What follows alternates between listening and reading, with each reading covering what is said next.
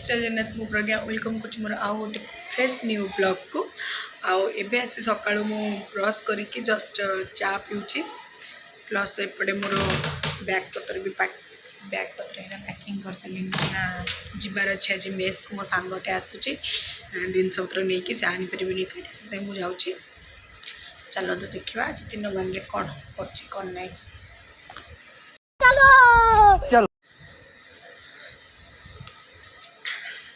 मुझे मेस रे पहुँची गली आउ बाहरी मो सांग बस स्टैंड को आने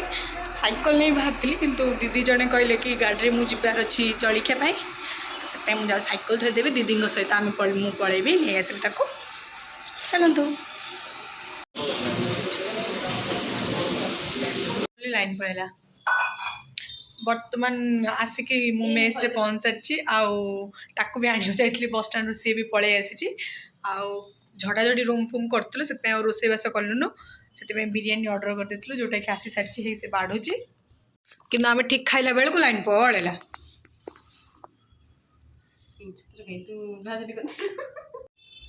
ये देची पद्मावती बिरियानी 100 टकर पुणी कौन नाली देखा बहुत कम दे दीजिए ना लाइन है तो कहलु लाइन है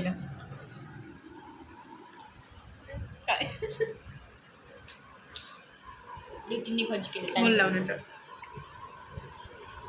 चलो बस बसलु आम खाइबू आ गप लगौनु सरला खाई पी सब उठिकी शोईकी भी उठिलुणु